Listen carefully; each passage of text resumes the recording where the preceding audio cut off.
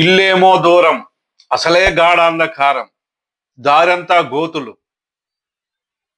చేతిలో దీపం లేదు అయినా గుండెల నిండా ధైర్యం ఉంది. ఈ మాట ఎవరన్నారో తెలుసు కదా? ఎస్, పవన్ కళ్యాణ్. పవన్ కళ్యాణ్ పేరంటేనే ఒక ప్రభంజనం, పెనుతుపాన్.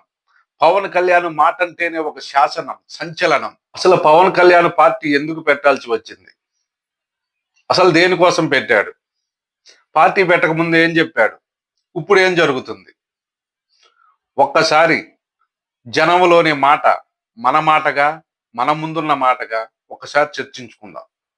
మెగాస్టార్ చిరంజీవి 2008వ సంవత్సరం ఎన్నో అంచనాల మధ్య హతాశంగా ప్రజారాజ్యం పార్టీని స్థాపించాడు. ప్రజారాజ్యం అధ్యక్షుడిగా చిరంజీవి, యువరాజ్యం అధ్యక్షుడిగా పవన్ కళ్యాణ్ సామాజిక న్యాయం అనే నినాదంతో ఉమ్మడి రాష్ట్రం మొత్తం ప్రసారాలతో ఓరెత్తించారు. 294 అసెంబ్లీ సీట్లకి, 42 పార్లమెంటు సీట్లకి ఏ పార్టీకి తక్కువ కాదని ధీటుగా నిలబెట్టారు. కానీ అప్పుడున్న కాంగ్రెస్ పార్టీ, టీడీపీ పార్టీ వాళ్ళ ఎత్తులు కుయుత్తుల మధ్య ప్రజారాజ్యం చిత్తయిందనే చెప్పాలి. ఎందుకంటే సీట్లు అమ్ముకున్నారని ప్రచారం చేశారు, రక్తం అమ్ముకున్నాడని ప్రచారం చేశారు, ఇంట్లో వాళ్ళని టార్గెట్ చేశారు. పాపం చిరంజీవి మెతక వైఖరితో ధీటుగా సమాధానం చెప్పలేక 18 సీట్లకి పరిమితం కావాల్సి వచ్చింది. 294 సీట్లకు గాను 18 సీట్లు వచ్చేసరికి అభిమానుల ఆశలు నిరాశలు అయిపోయాయి. చిరంజీవిని సీఎంగా చూద్దామన్న ఒక సమూహానికి నిరుత్సాహమే మిగిలింది. ఆశ నిరాశలు ఎలాగున్నా రాజకీయ విశ్లేషకులు, మేధావులు ఇప్పటికీ చెబుతూ ఉంటారు, ఎలక్షన్కి ముందు 7 నెలలు ముందు పార్టీ పెట్టి 18 సీట్లు రావటం, 80 లక్షల ఓట్లు రావటం అంటే చిన్న విషయం కాదని. చూస్తే మెల్లమెల్లగా ఏం చెప్పారో ఏమో గాని కాంగ్రెస్ పార్టీలో ప్రజారాజ్యం పార్టీని విలీనం చేసేదాకా తీసుకొచ్చారు. ఆయన పార్టీ నడపలేక విలీనం చేశారో తెలియదు, వాళ్ళు ఏదన్నా ఆశ చూపి విలీనం చేపించుకున్నారో తెలియదు, ముఖ్యమంత్రి పీఠం ఇస్తామని చెప్పి విలీనం చేసుకున్నారో ఇప్పటికీ తెలియదు. ఏది ఏమైనా చిరంజీవి తీసుకున్న ఆ నిర్ణయం చిరంజీవి జీవితంలోనే ఒక మాయల మచ్చ. ఎప్పటికైనా అదొక పెద్ద తప్పితంగానే మిగిలిపోయింది. ఇప్పటికీ చాలా మంది అంటుంటారు, 2014 దాకా చిరంజీవి పార్టీ నిలిచి ఉంటే కింగ్ మేకర్ అయ్యేవాడు. రాష్ట్రం జీలిపోయిన పరిస్థితుల్లో సమైక్యాంధ్రకి అన్ని పార్టీల కంటే ముందుగానే మద్దతు ఇచ్చిన ఏకైక పార్టీ ప్రజారాజ్యం పార్టీయే కదా. 2014 దాకా ఉంటే సీఎం అయ్యేవాడో, లేకపోతే కింగ్ అయ్యేవాడో, కింగ్ మేకర్ అయ్యేవాడో అని ఇప్పటికి నానుడుంది. నిజం చెప్పాలంటే సామాజిక న్యాయం అనే పదం పుట్టిందే ప్రజారాజ్యం పార్టీ నుంచే కదా. అరే మామూలు జనరల్ సీట్లలో కూడా ఎస్సీలకి, బీసీలకి కేటాయించిన పార్టీ ప్రజారాజ్యమేగా. ఆ రోజుల్లో అది పెద్ద ప్రయోగమే. ఏం చేస్తారు, అలలా వచ్చింది కలలా మిగిలింది. పార్టీ విలీనాన్ని, ఆ నిర్ణయాల్ని, ఆ ఒప్పందాలని పవన్ తీవ్రంగా వ్యతిరేకించాడని ఆ రోజుల్లోనే పేపర్లో, టీవీల్లో కూడా చూసాం. ఏం చేస్తారులే, నిర్ణయాధికారం పవన్ది కాదు కదా. ఉమ్మడి రాష్ట్రం కాస్త విభజన రాష్ట్రంగా తయారైంది. టీడీపీ పార్టీ మన రాష్ట్రానికే పరిమితమైంది. కాంగ్రెస్ కాస్త వైఎస్ఆర్ కాంగ్రెస్ అయిపోయింది.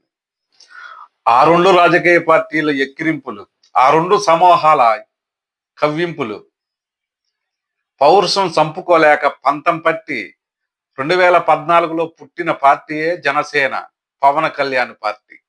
నరేంద్ర మోడీ పిలుపునందుకొని అటు బీజేపీ తోటి, ఇటు టీడీపీ తోటి బేషరతుగా మద్దతిచ్చి ఒక పదవి నడకుండా 2014 బీజేపీ, టీడీపీ కూటమి అధికారంలోకి రావడానికి ప్రధాన కారణం పవన్ కళ్యాణే కదా. ఎందుకంటే ఆ రోజు వైసీపీ మంచి సానుభూతి మీద ఉన్న పార్టీ. 2014లో అధికారం వైసీపీదేనని సర్వేలన్నీ కోడైకొస్తున్న రోజులవి. పదవి కోసం పుట్టిన పార్టీ అయితే అప్పుడే అడిగేవాడు కదా ఒక పదవి. డబ్బుల కోసం పుట్టిన పార్టీ అయితే చంద్రబాబు మీద జగన్కే లక్షల కోట్లు ఉన్నాయని ప్రచారం ఉంది కదా, జగన్ కల్లే పోయేవాడు కదా. ఎందుకంటే కమిట్మెంట్ ఉన్న కరెక్ట్ నాయకుడే పవన్ కళ్యాణ్. ఉద్దానం కిడ్నీ సమస్యని దేశానికి ఎలుగెత్తి చూపించింది పవన్ కళ్యాణే కదా. ఈ కిడ్నీ సమస్యకి పరిష్కారం దశగా అడుగులు వేసింది పవన్ కళ్యాణ్ వల్లే కదా. ఇప్పటికీ ఉద్దానం సమస్య అంటే మొట్టమొదటిగా వినపడే పేరు పవన్ కళ్యాణే కదా. ప్రత్యేక హోదా కాదు, ప్రత్యేక ప్యాకేజ్ అన్నప్పుడు ఆ ప్యాకేజీని 2 లడ్డూలతో పోల్చి నరేంద్ర మోడీని సైతం వ్యతిరేకించి తొలిసారిగా మాట్లాడింది పవన్ కళ్యాణ్ కాదంటారా? బీజేపీ టీడీపీ పార్టీలు పొత్తు చీలిపోవటానికి కారణమే ఆ స్లోగనే కదా. 2019 ఎలక్షన్ నినాదమే ప్రత్యేకవాద అయిపోయింది అన్ని పార్టీలకు కూడా. జీరో బడ్జెట్ పాలిటిక్స్ అని చెప్పి సామాన్యుడికి పదవులని కమ్యూనిస్టు పార్టీలతోటి జేఎస్పీ తోటి పొత్తు పెట్టుకొని ఎలక్షన్కి వెళితే 1 సీటుకే పరిమితమైంది జనసేన పార్టీ. సాక్షాత్తు పవన్ కళ్యాణే 2 సార్లు పోటీ చేసిన కాడ ఓడిపోయాడంటే అప్పటి పరిస్థితిని ఒకసారి అర్థం చేసుకొని చూడండి. ఎన్ని అవహేళనలు, ఎన్ని అవమానాలు. 2019 ఎలక్షన్ అంటేనే పవన్ కళ్యాణ్కి ఒక అగ్ని పరీక్ష లాంటిది. ఎందుకంటే చిరంజీవి లాంటి వారే పార్టీ పెట్టి కాంగ్రెస్ లో విలీనం చేశారు. పవన్ కళ్యాణ్ ఎన్నాళ్ళు ఉంటాడు, సరే ఇక నిలకడ ఉండదు, ఏమీ ఉండదు అని జనం నమ్మటమే మానేశారు. ఇక పవన్ కళ్యాణ్ పని అయిపోయింది, ఇంకెక్కడికో పోయి సినిమాలు చేసుకుంటాడు అని మురిసిపడ్డ ఆ 2 పార్టీలకి 3 నాళ్ళ ముచ్చటగానే మిగిలిపోయింది పాపం. ఎందుకంటే నేలగొట్టిన బంతిలా ఎగిసి ఉబికిలేసి వైసీపీ ప్రభుత్వం విధి విధానాల మీద, పాలసీల మీద పోరాటం మొదలుపెట్టాడు. ఇసుక పాలసీ కావచ్చు, మద్యం పాలసీ కావచ్చు, ల్యాండ్ టైటిల్ యాక్ట్ కావచ్చు, విశాఖ ఉక్కు కావచ్చు, భవన కార్మికులు సమస్యలు కావచ్చు, వారాహి యాత్ర మొదలుపెట్టి పార్ట్ టైం పాలిటిక్స్ కాదురా నాది, ఫుల్ టైం అని చెప్పి నోర్లు మూయించిన పవన్ కళ్యాణ్. పవర్ స్టార్ కాదు, ప్యాకేజీ స్టార్ అన్న వాళ్ళని చెప్పుతో కొట్టినంత పని చేసిన పవన్ కళ్యాణ్. 3 పెళ్లిళ్ళు అనే వారికి నువ్వేరా నా 4వ పెళ్ళామని ఒక్కసారిగా వైసీపీ బ్యాచ్కి నోర్లు మూయించేశాడు. చంద్రబాబు నాయుడు గారిని జైల్లో వేసినప్పుడు పవన్ చూపించిన చొరవ అది మరవలేనిది. పవన్ ని రావద్దని అన్నారు, పవన్ వచ్చే విమానాలని ఆపేశారు, పవన్ ఆంధ్రాలో అడుగు పెట్టడానికే వీల్లేదన్నారు. బై రోడ్డు వస్తున్నప్పుడు జగ్గైపేట కాడ పోలీసులు ఆపి కింద పనుకొని నిరసన వ్యక్తం చేసి ఆంధ్రాలో అడుగు పెట్టాడు. రాజమండ్రి సెంట్రల్ జైలుకు చేరుకొని ఒక పక్క లోకేష్, ఒక పక్క బాలకృష్ణ పొత్తు ప్రకటించాడు పవన్ కళ్యాణ్. అప్పుడు అందరూ అన్నారు, టీడీపీ పని పూర్తిగా అయిపోయింది, పోరాటాలు చేసేవాళ్ళు లేరు, లోకేష్ వల్ల కాదు. టీడీపీ కేడర్లో కూడా నిరుత్సాహపడిన సందర్భాలు, ఇప్పుడే కదా పవన్ కళ్యాణ్ పెట్టి చేయాల్సిన సందర్భాలు, ఇప్పుడే కదా బేరం ఆడాల్సిన సందర్భాలు అని చాలా మంది అనుకున్నారు. అందరూ అనుకున్నట్టు అలా చేస్తే పవన్ కళ్యాణ్ ఎందుకు అవుతాడు? ఆ లెక్కే వేరు. ఇటు టీడీపీని, అటు బీజేపీని 3 పార్టీలను కలిపి ఒక కూటమిగా తయారు చేసి పెద్దన్న పాత్ర పోషించాడు పవన్ కళ్యాణ్. అసలు ఈ 3 పార్టీల మధ్య పొత్తు కుదిరిద్దా? కుదిరిన అన్నాలు ఉంటుంది. సీట్లు పంపిణీ కాడైనా ఈ పొత్తు చీలిపోతుందని చిన్న ఆశ పెట్టుకున్న వైసీపీకి ఆశాభంగమే మిగిలింది పాపం. ఎందుకంటే పవన్ కళ్యాణ్ 40-50 సీట్లు అడుగుతాడు, దానికి చంద్రబాబు గారు సచిమేర ఒప్పుకోడు, అప్పుడైనా ఈ పొత్తు చీలిపోకుండా ఉంటుంది అని వైసీపీ కొంచెం ఆశ పెట్టుకున్న మాట నిజమే. కానీ కాపు నాయకులు 80 సీట్లు అడగమంటున్నా, అభిమానులు 60 సీట్లు అడగమంటున్నా 24 సీట్లకే పరిమితమై 24 కాదు 21 సీట్ అన్నా ఓర్పుతో, సహనంతో సర్దుకొని ఎక్కడ నెగ్గాలో కాదు ఎక్కడ తగ్గాలో తెలిసిన వాడు నిజమైన నాయకుడని నిరూపించిన వాడే పవన్ కళ్యాణ్.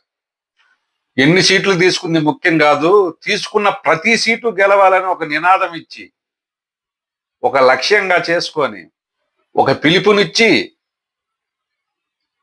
ముందుకు సాగాడు. ఉప్పుటికి 10 అభిమానికి గుర్తే తాడేపల్లెం గూడెం సభ. జగన్ గుర్తు పెట్టుకో, నిన్ను అతల పాతాళానికి తొక్కకపోతే నా పేరు పవన్ కళ్యాణే కాదని ఒక సంచలన ప్రకటన చేశాడు. ఆ ప్రకటనతో ఒక్కసారిగా ఆంధ్ర అంత షాక్ అయింది. 175కు 175 అని చెప్పుకునే వైసీపీ ఒక్కసారిగా కుప్పగూలిపోయింది. 11 సీట్లకే పరిమితం కావాల్సి వచ్చింది. ఇది దెబ్బంటే. ఎవరు అన్నా అనకపోయినా, ఎవరు ఒప్పుకున్నా ఒప్పుకోకపోయినా 2024 గెలుపు పవన్ కళ్యాణ్ తీసుకొచ్చిందే. చంద్రబాబు నాయుడు అనుభవజ్ఞుడై ఉండొచ్చు, తెలుగుదేశం పార్టీకి కార్యకర్తలు కేడర్ ఉండొచ్చు, కానీ 2024 జనసేన పార్టీ చొరవతోనే ఇక్కడ కూటమి అధికారంలోకి వచ్చింది. ఈ కూటమి విజయంతో కేంద్రంలో కూడా బీజేపీ అధికారంలో నిలబడింది. కూటమి ప్రభుత్వం ఏర్పడింది. చంద్రబాబు నాయుడు గారు ముఖ్యమంత్రిగా ఉన్నారు, పవన్ కళ్యాణ్ గారు ఉప ముఖ్యమంత్రిగా ఉన్నారు. ఈ మజిలీ ఇంతేనా? ఇటు పవన్ కళ్యాణ్ గారు ఈ పొత్తు 15 ఏళ్ళు కొనసాగుతుందని చెబుతూ ఉన్నారు. అటు చంద్రబాబు నాయుడు గారు కూడా ఈ పొత్తు 15 ఏళ్ళు కొనసాగుతుందని చెబుతున్నారు. మరి ఎప్పుడు ఇంతేనా? ముఖ్యమంత్రిగా చంద్రబాబు నాయుడు గారు, ఉప ముఖ్యమంత్రిగా పవన్ కళ్యాణ్ గారేనా? ఇరువురు చెప్పేది మంచిదే కావచ్చు.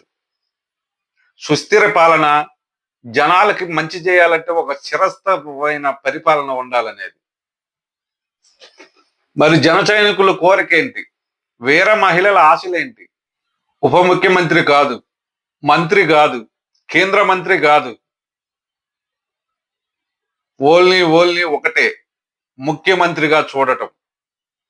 పవన్ కళ్యాణ్ని ముఖ్యమంత్రిగా చూడటమే జన సైనికుల లక్ష్యం.